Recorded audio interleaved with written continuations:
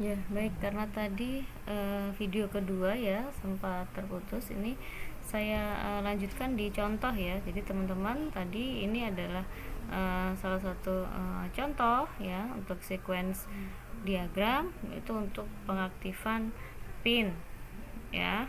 Oke, saya ulangin di sini untuk pengaktifan pin ya secara vertikal atau waktu. Maka yang dilakukan pertama kali itu adalah menginputkan pin aktivasi. Oke, nanti berikutnya prosesnya adalah ini ke bawah ya, semakin ke bawah ini. Nah, untuk horizontal, aktivitas horizontal atau menunjukkan komponennya ada nih, ada boundary yang berupa form aktivasi, kemudian ada proses kontrol aktivasi, kemudian ada table yang bernama aktivasi. Oke. Nah, jadi di sini ya untuk keterangannya bahwa contoh sequence diagram. Nah, ini adalah tentang proses pengaktifan pin. Tujuannya mengaktifasi pin, kemudian apa aktivitas yang dilakukan itu adalah laboran mencatat pin yang akan diaktifasi.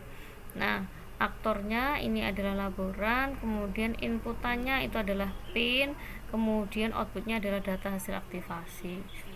Oke, nah kita lanjut ke ini tadi ya, contoh yang kedua ya. Jadi ini adalah contoh sequence diagram untuk login. Oke.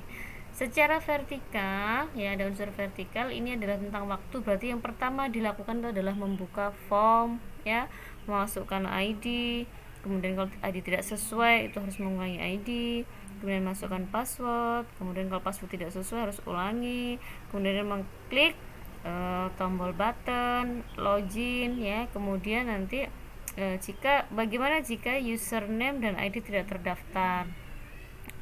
Nah, kemudian komponennya ini ada 5 ya. Di sini ada petugas ya, aktornya adalah petugas, kemudian boundary-nya nanti adalah ada menu login, kemudian kontrolnya ada kontrol login, kemudian nanti tabelnya ada tabel data petugas, kemudian ada kembali ke menu utama. Nah, untuk login ternyata yang dilakukan di sini adalah sistem. Teman-teman bisa membayangkan ini teman-teman sedang membuka sebuah form login di sistem tertentu ya. Nah, jadi kalau login maka pertama yang dihadapi sebenarnya adalah apa? Maka aktor akan mendapatkan user interface atau yang dihadapi itu adalah menu login. Nah, setelah membuka menu login kemudian apa? Memasukkan ID ya, kemudian memasukkan password ya, kemudian menekan tombol login. Nah, setelah menekan tombol login maka barulah ada ya di sini sebuah proses cek data. Jadi sistem akan melakukan cek data ya, cek data. Ngeceknya kemana gitu? Maka ngeceknya adalah ke, sebentar ini pointernya saya kasih warna dulu. Maka ngeceknya adalah ke data petugas, ke tabel data petugas ya.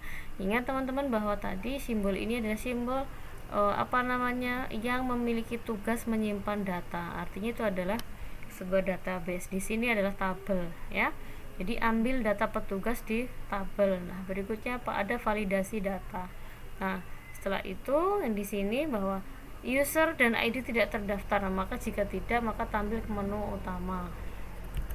Nah, ini mungkin contoh yang lebih tambahan ya, artinya tambahan contoh. Nah, ini adalah ini yang lebih nyambung sebenarnya dengan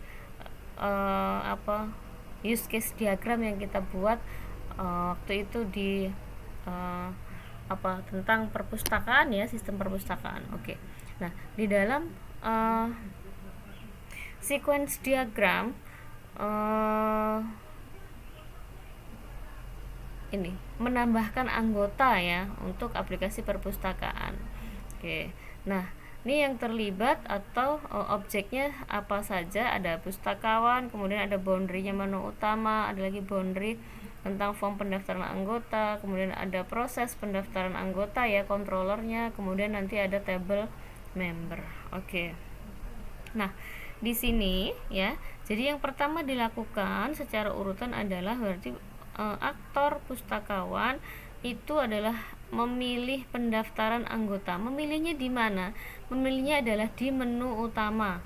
Oke, setelah memilih pendaftaran anggota, maka akan tampil form pendaftaran anggota. Nah, jadi ini yang dilihat, ini adalah user interface, ini juga user interface. Artinya, tadi pustakawan saat pertama kali membuka sistem yang dilihat adalah menu utama.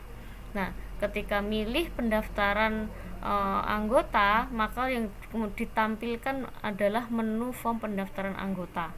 Oke, setelah tampil, berikutnya adalah pustakawan memasukkan nama anggota, kemudian memasukkan alamat anggota, ya. Kemudian klik submit. Oke.